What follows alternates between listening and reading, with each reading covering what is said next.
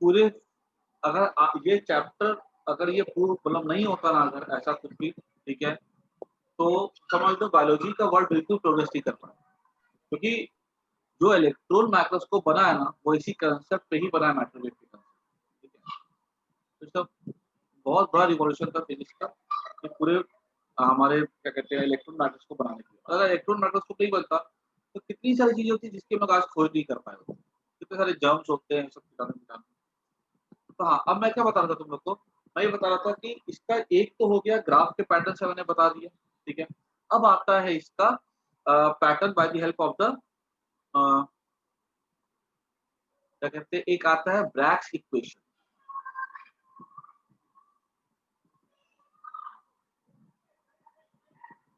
तो हमको, मैं अभी ना थोड़ा उस चैप्टर से हट रहा हूँ, ठीक है। हम लोग एक क्वेश्चन पढ़ना है ब्रैग्स इक्वेशन, इसको समझना है, उसके बाद हम लोग फिर से उस चैप्टर पे आएंगे। देखो तुम लोगों यहाँ पर जो है ना, जो एक जो डिफ्रैक्शन हो रहा है ना, ये उस तरह का डिफ्रैक्शन नहीं जैसा हमने पढ़ के रखा, ठीक है, कि होल से हमने लाइट को पास करवाया, लाइट स्कैटर की। यहाँ पर जो हो रहा है ना जो डिफ्रैक्शन, ठीक है, that is actually diffraction by nickel crystal, ठीक है। यहाँ पे कौन सा डिफ्रैक्शन हो रहा है? दिस इज द डिफ्रैक्शन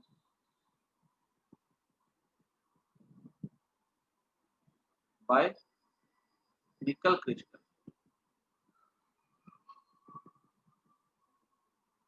मतलब क्या होता है यहाँ पे, जैसे देखो यहाँ पे ना हमारे पास ये ना थोड़ी डेरिवेशन है, ठीक है, इसको मैं अलग से समझा रहा हूँ।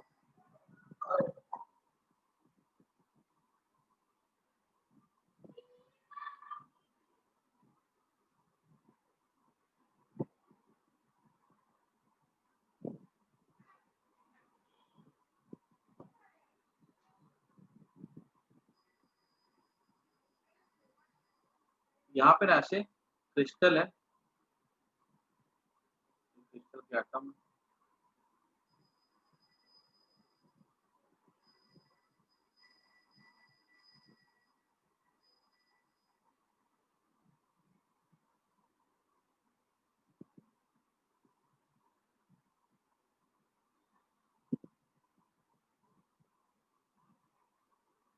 यहाँ ना ऐसे बीम आती है इलेक्ट्रॉन की,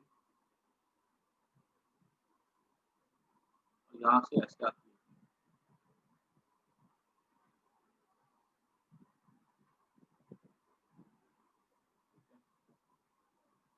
यहाँ से एक बीम ऐसे आती है, और ना यहाँ से ऐसे से रिफ्लेक्ट कर जाती है,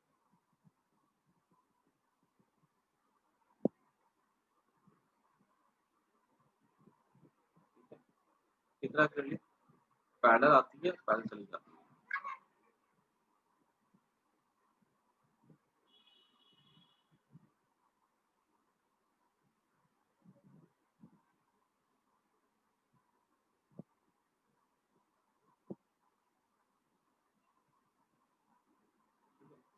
अब यहाँ पर मान लो ये जो एंगल जो है ना यहाँ पे,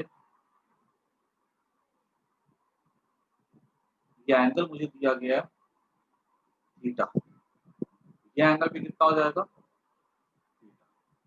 ये आई ऐसे लाइट आई, लाइट ऐसे चली, ये अगर एंगल थीटा है, मैं ये भी बोल सकता हूँ कि ये एंगल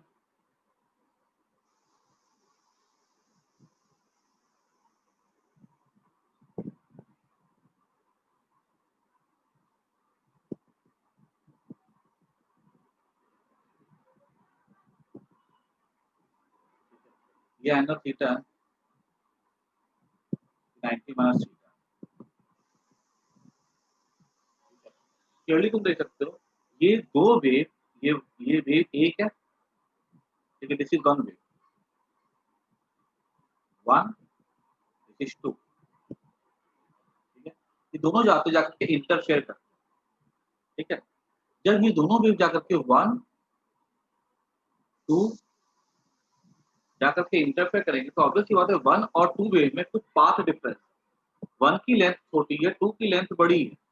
तो अगर इन दोनों के बीच में कुछ पाथ डिफरेंस अगर होगा, तो ऑब्वियस सी बात है पाथ डिफरेंस होने की वजह से यहाँ पे कंस्ट्रक्टिव इंटरफेरेंस होगा, ठीक है, डिस्ट्रक्टिव इंटरफेरेंस होगा। तो हम यहाँ पे देखते हैं कि क्या कंडीशन है कंस्ट्रक्टिव इंटरफेरेंस की, ठीक है। तो यहाँ पे लिखते हैं हम लोग कंडीशन फॉर, याद रखना ये जो हम रिजल्ट निकालेंगे ना यहाँ से, ठीक है, यही रिजल्ट हमको आगे जा करके उसके उस पे काम आएगा, जो अभी डेविसन जबर एक्सपेरिमेंट, ठीक है। कंडीशन फॉर कंस्ट्रक्टिव इंटरफेरेंस, ये वाला डिफ्रैक्शन जो है ना हमारे नॉर्मल डिफ्रैक्शन से अलग है, ठीक है। उसमें होल से पास कराते थे, यहाँ पे क्रिस्टल से पास कराते हैं। यहाँ पे delta x equals to n lambda, समझना, जब हमने नॉर्मल डिफ्रैक्शन पढ़ा था तो वहां पे कंस्ट्रक्टिव इंटरफेरेंस के लिए कंडीशन था path difference equals to, destructive के लिए कंडीशन था path difference equals to n lambda. यहाँ पे कंस्ट्रक्टिव इंटरफेरेंस के लिए हमारा कंडीशन है path difference equals to n lambda. क्योंकि वहां पर क्या हो रहा था तुमने देखा भी था, ध्यान करो कि आप एक पार्ट दूसरे पार्ट को कैंसिल करता था, है ना। यहाँ पर ऐसा नहीं हो रहा है कि वो होल से पास हो रहा है, यहाँ तो ये तो पता है यहाँ पाथ डिफरेंस क्रिएट हो रहा है, ठीक जैसे हमारा वाईडीएससी में क्रिएट हो रहा था। यहाँ पर जो नाम डिफ्रैक्शन दिया गया है, लेकिन जो यहाँ पर जो कंडीशन जो है ना वो वाईडीएससी से बिल्कुल से मिलती जुलती, कंस्ट्रक्टिव का वही कंडीशन है, लेकिन डिफ्रैक्शन का जो कंडीशन था वाईडीएससी का उल्टा था, जो नॉर्मल डिफ्रैक्शन था होल वाला। अब यहाँ पे पाथ डिफरेंस कितने का होगा देखो तो इनके बीच में, यहाँ पे अगर मैं देखूँ ना तो ये हमारा हो जाएगा पाथ डिफरेंस का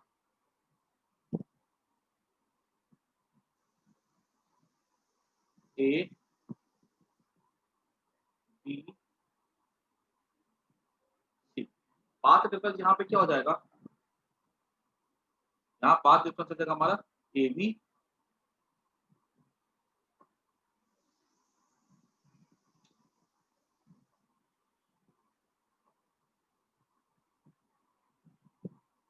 प्लस बी सी,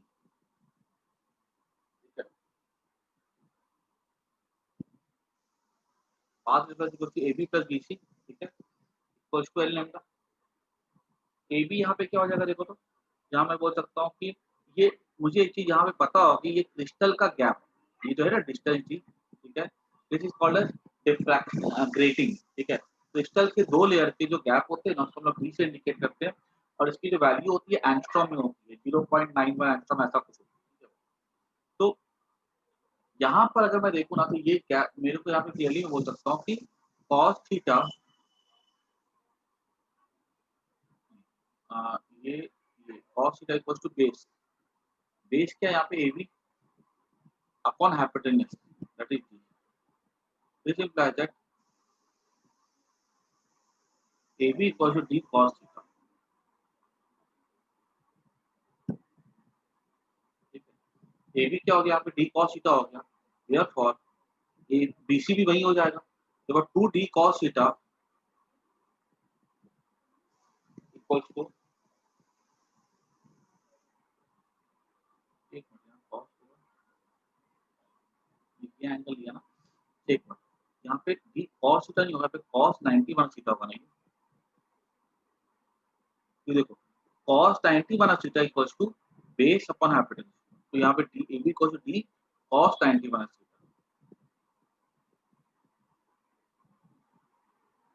ये हमारा हो जाएगा 2D sin theta equals to n lambda, ठीक है।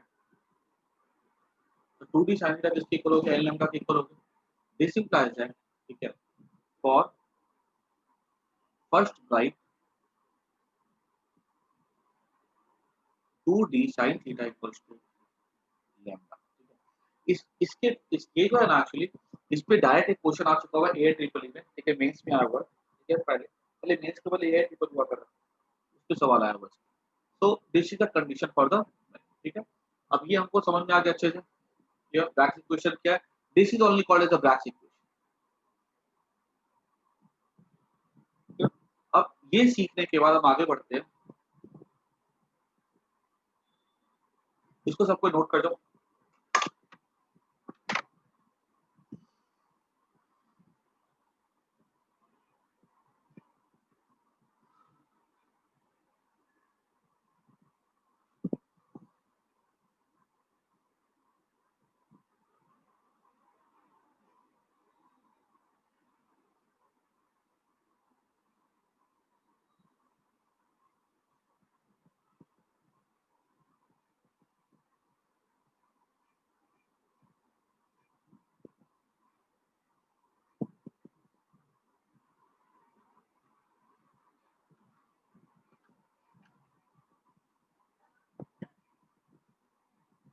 ठीक है, इतना सबको समझ में आ गया हो।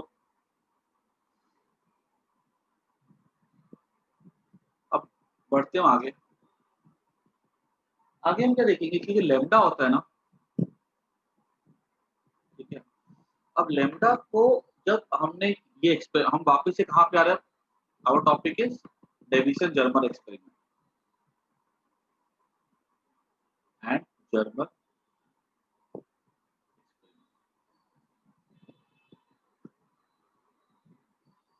अब डेविसन जर्मर एक्सपेरिमेंट क्या बोला था ना कि जो वेवलेंथ है that was 12.27 by root over B. तो वेवलेंथ जब निकाला गया,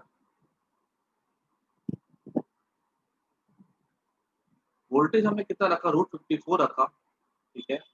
तो ये वाला इससे जब निकाला गया ना, तो इससे वेवलेंथ हमारा कितना आता है, 1.67 एंगस्ट्रॉम आया, ठीक है। इससे वेवलेंथ क्या है, 1.67 एंगस्ट्रॉम आया, ठीक है। और ये जो 50 जो मैंने बताया था ना 54 वोल्ट पे आपको बेस्ट मिलता था, ठीक है, उस पे ये निकाला गया, ठीक है।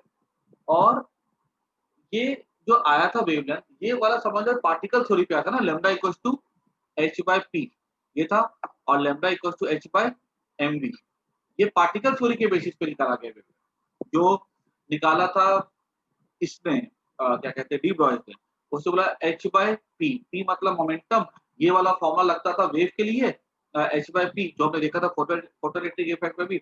अच्छा, अगर ये मान लो हमने अगर इसको बना दिया इलेक्ट्रॉन में, तो मतलब पार्टिकल में, तो p mv हो जाएगा।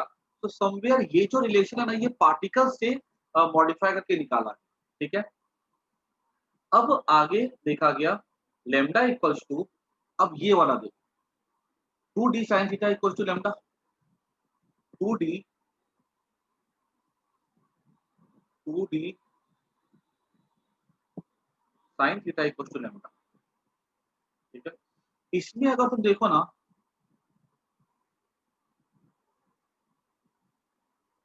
तो ये थीटा था, ठीक है, और थीटा को रखा गया यहाँ पे कितना, ये थीटा हमारा था 50 डिग्री पे। मैंने तुम लोग को बोला भी था ना कि 50 डिग्री पे हमको मैक्सिमम मिलता था स्कैटरिंग एंगल। अब सोचो अगर ये 50 डिग्री है स्कैटरिंग एंगल, तो ये पूरा 180 डिग्री, ये भी थीटा, तो 2 theta plus 50 degree equal to 180 degree हो जाएगा। तो थीटा हमारा हो जाएगा 65 डिग्री, ठीक है। थीटा, क्योंकि हम ये जो डेरिवेशन की है ना, ये डेरिवेशन हमारा थीटा के लिए, इसके लिए हमने नहीं किया, ये स्टैंडर्ड फॉर्मेट में थीटा को लिया रहा, ठीक है। तो हमारा तो थीटा है, हमको कौन सा एंगल पता था, हमको तो एक्सपेरिमेंट में ये वाला एंगल पता था, इसके हेल्प से हमने थीटा को निकाल लिया, ठीक है। थीटा कितना हमारा होता है 65 degree, this is called as, here theta कौन सा एंगल है, थीटा इज ये जो थीटा होता है ना, ठीक है, इस थीटा को हम लोग कहते हैं ग्लैंसिंग एंगल कहते हैं, थीटा इज ग्लैंसिंग एंगल,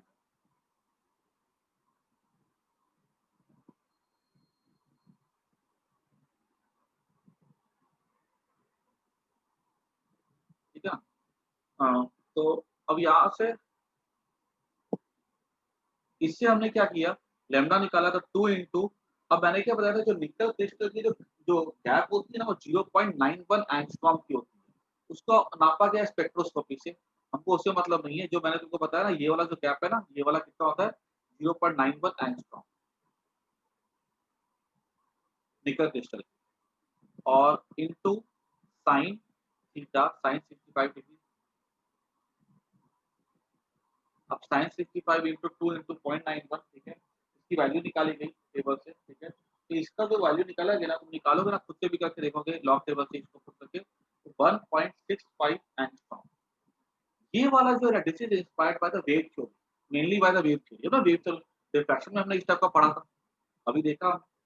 तो ये जो पार्टिकल थ्योरी से जो वेवलेंथ निकाला गया, और जो वेव थ्योरी से वेवलेंथ निकाला गया, काफी ज्यादा क्लोज आ रहे हैं, खाली 0.02 एंगस्ट्रॉम, और इसको भी एक्सप्लेन किया गया था। तो कैसे एक्सप्लेन किया गया, बोला गया कि यहाँ पर क्या होता है कि मान लो जैसे इलेक्ट्रॉन अगर गिरेंगे ना, ठीक है, तो जब ये इलेक्ट्रॉन सरफेस पे गिरते हैं, तो इसकी वजह से क्या होता है, जब इलेक्ट्रॉन्स अंदर जाएंगे ना थोड़े से, तो जो थोड़ी सी वेवलेंथ, जो एनर्जी होती है थोड़ी सी कम हो जाती है, जिसकी वजह से वेवलेंथ थोड़ी सी बढ़ जाती है। ठीक है, कि अंदर जाएंगे तो पॉजिटिव वहां से टकराएंगे, उसकी वजह से थोड़ा सा वेवलेंथ में चेंज आता है। ठीक है, उसको भी एक्सप्लेन किया गया था। अदरवाइज तुम देख सकते हो रिजल्ट कितना क्लोज आ रहा है। ठीक है, तो यहाँ पे ये बोला गया कि 10, इसको नोट कर लो, तो सबको नोट कर लो।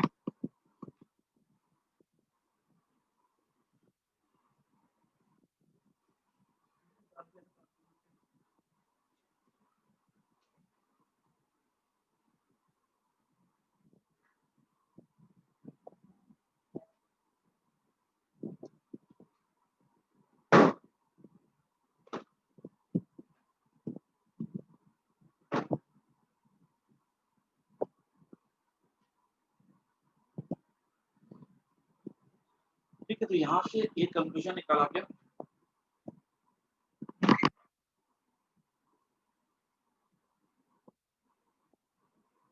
दस वेवलेंथ obtained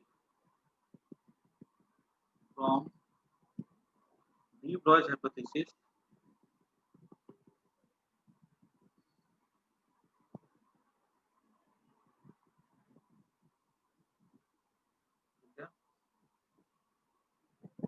is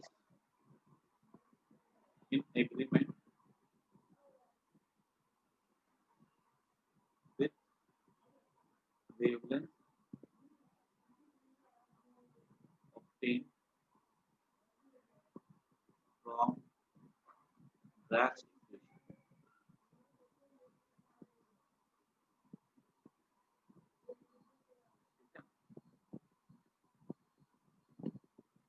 तो यहाँ से ये बात साबित हो जाती है कि पार्टिकल के पास भी वेव नेचर होता है। ठीक है, thus it is proved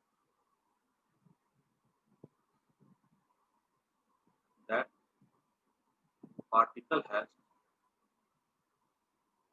wave। जो बात डी ब्रॉग्ली ने बोली थी, ठीक है, कि पार्टिकल के पास वेव नेचर होता है, उसने जिस वेवलेंथ की बात निकाली थी, ठीक है, वो सच में आगे जाकर के साबित हो जाती है कि नहीं, उसकी जो वेवलेंथ वो कह रहा था वो बात सही थी। ठीक है, उसने अपना एजम्पशन लिया मैटर वेव्स का, उसने वेवलेंथ निकाल दिया h/mv से पार्टिकल से की थ्योरी को, मतलब उसने क्या किया, h/p था, तो उसने बोला मोमेंटम तो पार्टिकल के पास भी होगा, तो उसने कहीं ना कहीं पार्टिकल के कंसेप्ट को लगा करके अपनी वेवलेंथ को निकाल लिया। फिर जब प्योर वेव नेचर को देखा गया, डिफ्रैक्शन वाला जो हम देखते थे, क्या कहते हैं, लाइट को, ठीक है, उससे जब निकाला गया, देखा गया कि वहां से बिल्कुल से वो मैच कर रहा। ठीक है, उससे देखा गया कि वो बिल्कुल से, एक मिनट,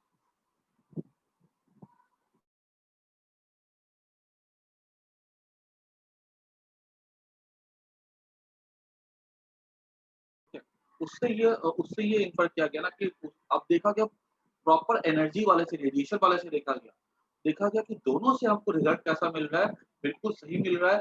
ग्राफ देखा गया, ठीक है, तब साबित हो गया कि जो लाइट, जो पार्टिकल, जो नेचर होता है ना, ठीक है, जो नेचर जो होता है ना, ठीक